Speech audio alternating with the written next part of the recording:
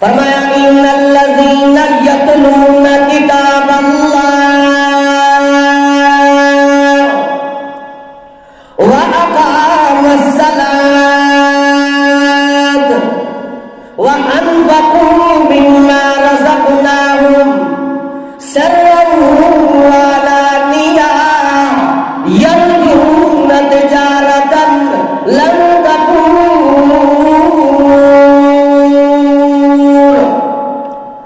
اللہ کریم نے فرمایا دنیا میں تم نے بڑی بڑی تجارتیں کی ہوں گی نا، دکانداریاں کی ہوں گی، لیکن آؤ دنیا کی تجارت کے اندر فائدے کے ساتھ نقصان کا بھی اندیشہ ہے۔ آؤ میں تمہیں ایسی تجارت بتلاؤں جس میں کبھی گھاٹا اور نقصان نہیں آتا ہے، کبھی گھاٹا اور نقصان نہیں آتا ہے۔ دنیا کی تجارت میں گھاٹے کا نقصان کا اندیشہ ہے، خطرہ ہوتا ہے کہ گھاٹا نہ ہو جائے، نقصان نہ ہو جائے، لیکن اللہ فرماتے ہیں میں تمہیں تجارت بتلاتا ہوں جس میں گھاٹا اور نقصان نہیں آتا ہے۔ اللہ ہم طلبگار ہیں، کون سی تجارت ہے؟ فرمایا ان الذین یتلون کتاب اللہ، وہ لوگ جو کتاب اللہ کی تلاوت کرنے والے ہوتے ہیں، کتاب اللہ کو پڑھنے والے ہوتے ہیں، قرآن مجید سے محبت کرنے والے ہوتے ہیں۔ اور یہ پڑھنے کا درجہ پہلا ہے، یعنی نبی مہربان صلی اللہ علیہ وسلم نے فرمایا لا اقول انی الف لام میم حرف واحدہ، میں اللہ کا پیغمبر نہیں کہتا ہوں کہ الف لام میم ایک حرف ہے، ایک حرف ہے، بلکہ الف لام میم یہ تین حرف ہو گئے۔ اور نبی مہربان صلی اللہ علیہ وسلم نے فرمایا جو قرآن کی الف لام میم کی تلاوت کرتا ہے ہر حرف پہ اللہ اسے 10 نیکیاں عطا فرماتے ہیں۔ گویا الف لام میم پڑھا تو 30 نیکیاں اللہ کی طرف سے مل جاتی ہیں۔ اور مفسرین نے فرمایا کہ نبی مہربان صلی اللہ علیہ وسلم نے آیت بھی بولی، لفظ بھی بولیا الف لام میم، جس کے معنی کا بھی پتا کوئی نہیں۔ الف لام میم مفسرین نے فرمایا حروف مقطعات، جس کا معنی اللہ کے علاوہ کسی کو پتا نہیں ہے۔ گویا نبی مہربان صلی اللہ علیہ وسلم نے یہ فرما دیا ہے کہ جو الف لام میم قرآن کی تلاوت بغیر معنی کے ساتھ پڑھے گا اسے 30 نیکیاں ملیں گی، اور جو قرآن کو سمجھ کے پڑھے گا اس کی نیکیوں کا شمار کوئی نہیں۔ اور ایک حدیث میں آتا ہے نبی مہربان صلی اللہ علیہ وسلم نے فرمایا جو قرآن کی ایک آیت سمجھتا ہے، ایک آیت سمجھتا ہے 100 رکعت نماز سے بھی افضل ہے۔ یعنی ایک آدمی ایک قرآن کی آیت سمجھ کے بیٹھا ہے اور دوسرا نفل نماز پڑھنے بیٹھا کھڑا ہے، نفل نماز نیند لی ہے، وہ آدمی اگر 100 رکعت نماز پڑھتا ہے، یہ آدمی ایک آیت کو سمجھتا ہے، فرمایا یہ ایک آیت سمجھنے والا اس 100 رکعت نماز پڑھنے والے سے بھی افضل ہے۔ اور قرآن کا ایک مسئلہ سیکھتا ہے، مسئلہ سیکھتا ہے، بہت سے مسائل طلاق ہے، نکاح ہے، رضاعت کے مسئلے ہیں، قرآن کا ایک مسئلہ سیکھتا ہے تو 1000 رکعت نماز سے بھی افضل ہے۔ اس لیے تو نبی مہربان صلی اللہ علیہ وسلم نے فرمایا خیرکم من تعلم القرآن وعلمہ، تم میں سے بہتر وہ ہے جو قرآن سیکھتا ہے اور سکھاتا ہے۔ قرآن پڑھتا ہے، پڑھاتا ہے والی بات نہیں، سیکھتا ہے، تعلم ہے، تقرأ نہیں ہے، تعلم۔ پڑھانا تو یہ ہے کہ الف لام میم یا الف زبر آ با زبر با حمزہ زیر ای یہ پڑھانا ہے. اور قرآن سیکھنا سکھانا یعنی قرآن کی آیت پڑھی لوگوں کو ترجمے کے ساتھ بتلایا، یہ کہا اللہ نے. تو ہم نے عرض کیا ان الذین یتلون کتاب اللہ، وہ لوگ جو اللہ کے کتاب کی تلاوت کرتے ہیں، وَأَقَامُوا الصَّلَاةَ، اور نماز کو قائم کرتے ہیں. نماز کو قائم کرنا یعنی ان الصلاۃ کانت علی المؤمنین کتابا موقوتا، نماز کو اپنے وقت پہ پڑھنا، نماز قائم کرنا ہے.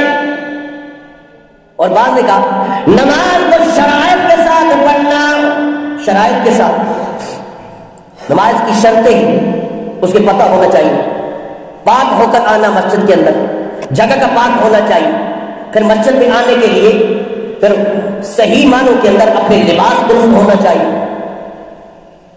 پوری شرائط کے ساتھ نماز پڑھیں. اور پھر نماز قائم کرنے کا مطلب یہ ہے کہ نماز قائم کرتا ہے یعنی رکوع بھی صحیح کرتا ہے، سجدہ بھی صحیح کرتا ہے، قیام بھی صحیح کرتا ہے. نماز میں حاضر ہونے کو نماز قائم کرنا کہتے ہیں. نماز میں حاضر ہو، اپنے ذہن کے ساتھ جسم کے ساتھ نماز میں آؤ. یہ نہیں کہ نماز میں آپ کھڑے اور سوچے کہ یہ ہو رہے.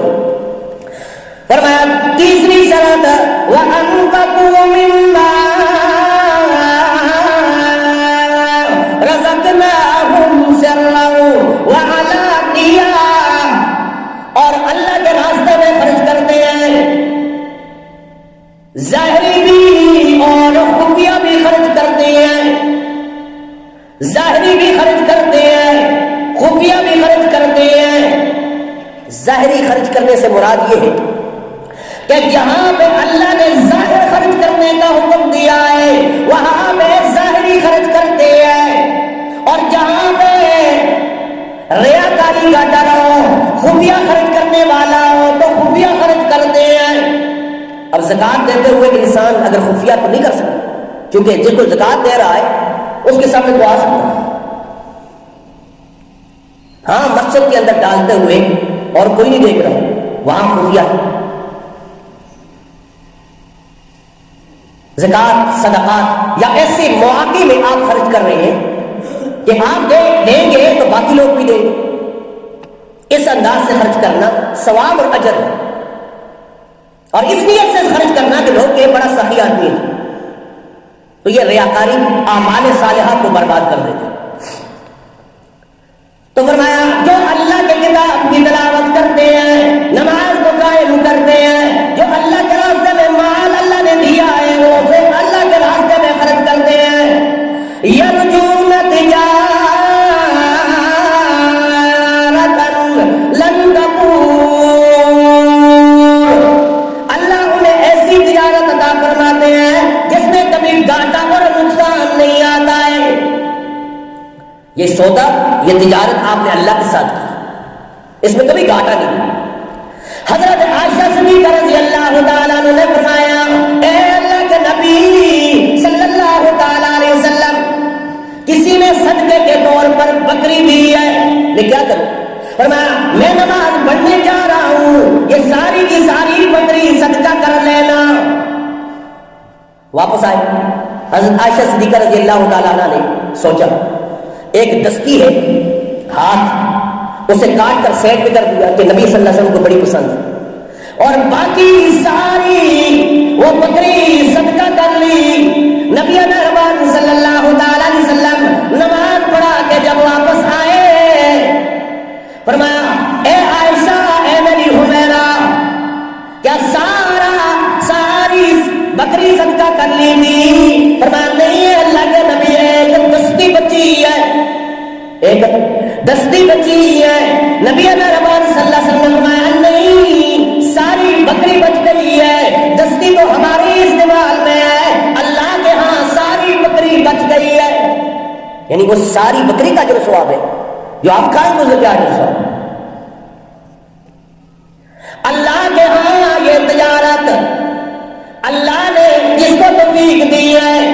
وہ تجارت کرنے والا ہے. اس کے لیے شرط کیا تھی؟ نماز کو قائم کرنے والا، قرآن کی تلاوت کرنے والا، اور جو اللہ نے خرچ کیا ہے، اللہ نے ان کو مال دیا ہے، خفیہ اور ظاہری اس میں سے خرچ کرنے والا ہوتا ہے. تو اللہ نے فرمایا اسے ایسی تجارت ادا کرتے ہیں جس میں کبھی گھاٹا اور نقصان نہیں آتا ہے. اور پھر فرمایا لِيُوَفِّيَهُمْ أُجُورَهُمْ وَيَزِيدَهُمْ مِنْ فَضْلِهِ إِنَّهُ غَفُورٌ شَكُورٌ. فرمایا یہ تجارت اس نے کی، اللہ کے ہاں اس کا بدلہ دگنا چگنا اللہ عطا فرماتے ہیں، اور اس سے زیادہ بھی اللہ کریم عطا فرماتے ہیں، کیونکہ وہ بخشنے والا اور قدردان ہے، لوگوں کی نیکیوں کی قدر کرنے والا ہے. اللہ کی غیرت کا مسئلہ. اور سورہ سبا میں فرمایا وَمَا أَنفَقْتُم مِّن شَيْءٍ فَهُوَ يُخْلِفُهُ. فرمایا تم کسی چیز میں جو کچھ خرچ کرتے ہو اللہ کے ہاں اس کا بدلہ اللہ کریم عطا فرمائیں گے. صحابہ کرام رضوان اللہ علیہم اجمعین، سلف صالحین بھی خرچ کرنے کو بڑا پسند کیا کرتے تھے، اللہ کے راستے میں خرچ کرنے کو بڑا پسند کرتے تھے. نبی مہربان صلی اللہ علیہ وسلم نے جب اعلان کیا چندے کا، جنگ کے لیے جانا ہے، چندے کی اپیل ہے، صحابہ کرام رضوان اللہ علیہم اجمعین، اب تو وہ تو طلبگار ہوتے تھے، نیکیوں میں ایک دوسرے سے آگے بڑھتے تھے.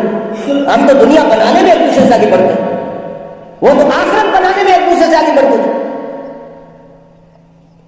جب چندے کا اعلان کیا، حضرت عثمان غنی رضی اللہ تعالیٰ عنہ نے فرمایا اے اللہ کے نبی 1000 درہم میں نے اللہ کے لیے آپ کو صدقہ کیا ہے.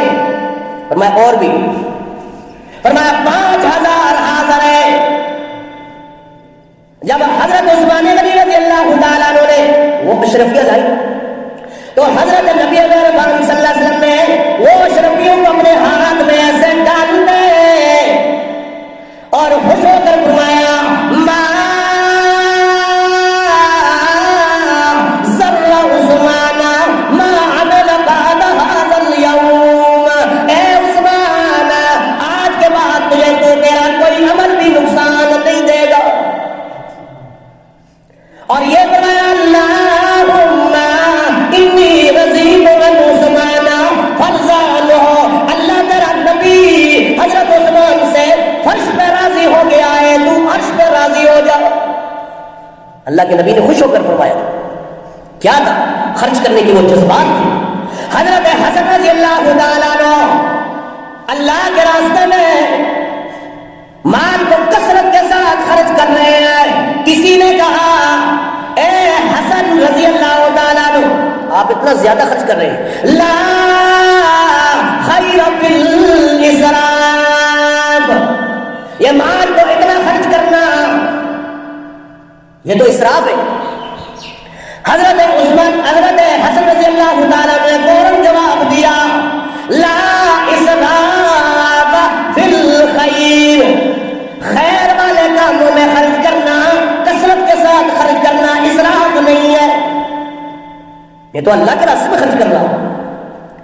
حضرت عبداللہ ابن مبارک رحمہ اللہ تعالیٰ عنہ، ایک آدمی آ گیا اور اس نے کہا حضرت میں مقروض ہوں، 700 درہم کا مقروض ہوں، میرے ساتھ کوئی مدد کی جائے.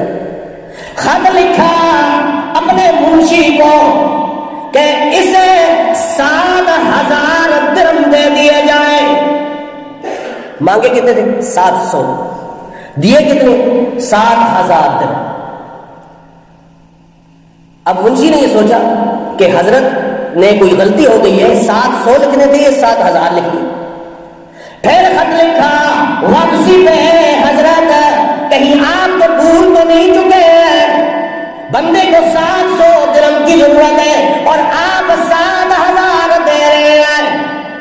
فرمایا نہیں، پہلے تو 7,000 کا آتا، اب اسے 14,000 درہم دو۔ 14,000 درہم۔ ان کا حضرت اپنے مال کو اس طرح ضیاع نہ کرے، ضائع نہ کرے۔ حضرت نے کہا مالک تم ہو یا میں؟ پیسہ میرا ہے یا تمہارا ہے؟ کہا حضرت پیسہ تو آپ کا ہے، لیکن مال کو ضائع نہیں کرنا چاہیے۔ فرمایا نہیں، میں نے نبی مہربان صلی اللہ علیہ وسلم سے سنا ہے جو کسی کو غیر متوقع خوشی عطا کرتا ہے، غیر متوقع، یعنی 700 کی ضرورت تھی، میں نے 7,000 دیے، 7,000 لکھ دی۔ اب 7,000 کا ذہن اس کے ذہن میں 7,000 کا وہ لفظ موجود تھا، میں نے 14,000 دے دیے، اب اس کے خوشی کا تو ٹکانا نہیں ہوگا۔ غیر متوقع خوشی کوئی کسی کو عطا کرتا ہے، اللہ کریم اس کے پچھلے سارے گناہوں کو معاف فرما دیتے ہیں۔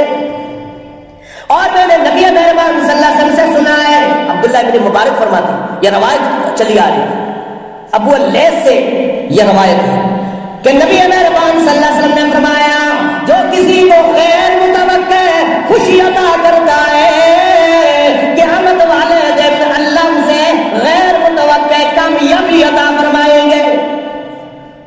وہ گناہ کی طرف دیکھ رہے ہو، وہ میرے گناہ بہت ہیں، اللہ فرمائیں گے میرے بندے دنیا میں تم نے کسی کو خوشی عطا آؤ تمہیں غیر متوقع میں کامیابی عطا فرما۔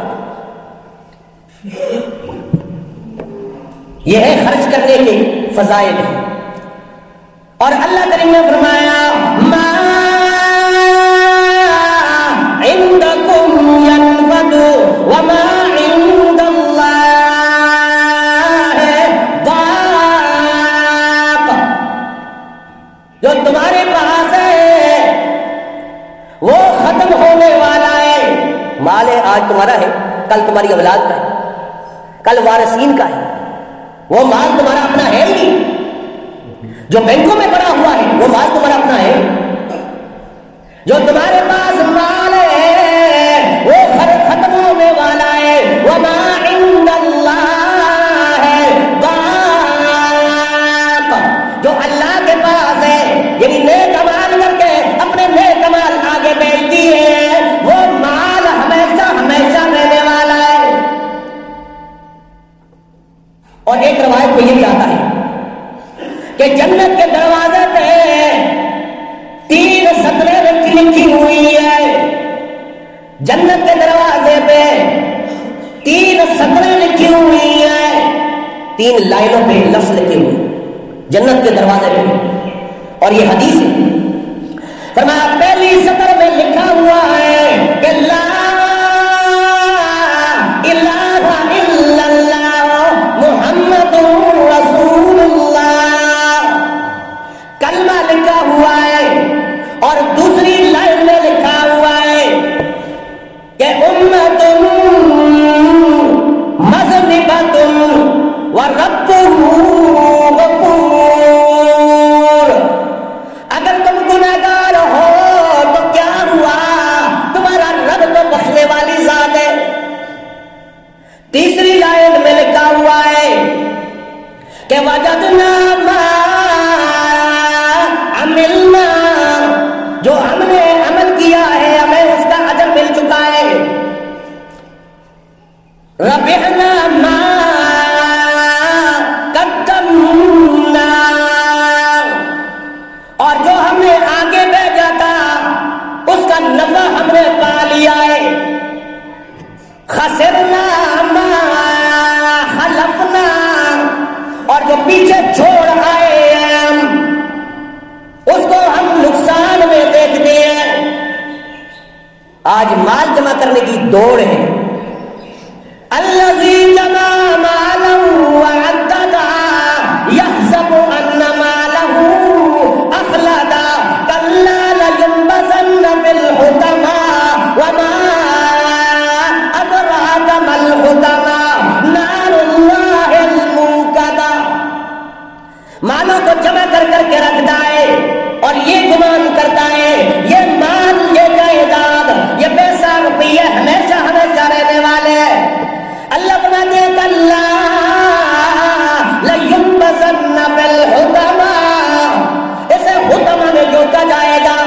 اور تمہیں کیا معلوم ہے کہ یہ حطمہ کیا ہے؟ نار اللہ الموقدہ، وہ تو بھڑکتی ہوئی آگ ہے۔ ہم نے شروع میں عرض کیا تھا یہ مال جنت میں جانے کا ذریعہ ہے، یہی مال جہنم میں جانے کا ذریعہ بھی ہے۔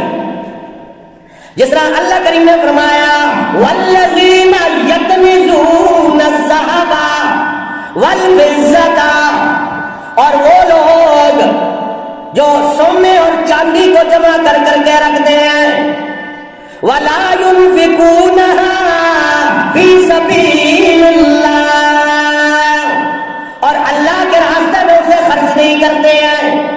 مفسرین نے فرمایا اللہ کے راستے میں خرچ کرنے سے مراد اس سونے اور چاندی سے زکات نہیں ادا کرتے۔ اگر زکات نہیں ادا کرتے تو اللہ کریم نے فرمایا فَبَشِّرْهُمْ بِعَذَابٍ أَلِيمٍ، انہیں دردناک عذاب کی بشارت ہے۔ دردناک عذاب، وہ درد دینے والا عذاب کیسا ہوگا کسی کو پتہ نہیں۔ بعض نے کہا جہنم میں ہی مال سانپ کی صورت میں آئے گا اور انسان کو ڈسے گا، انسان کہے گا یہ کیا ہے میرے گلے کے اندر؟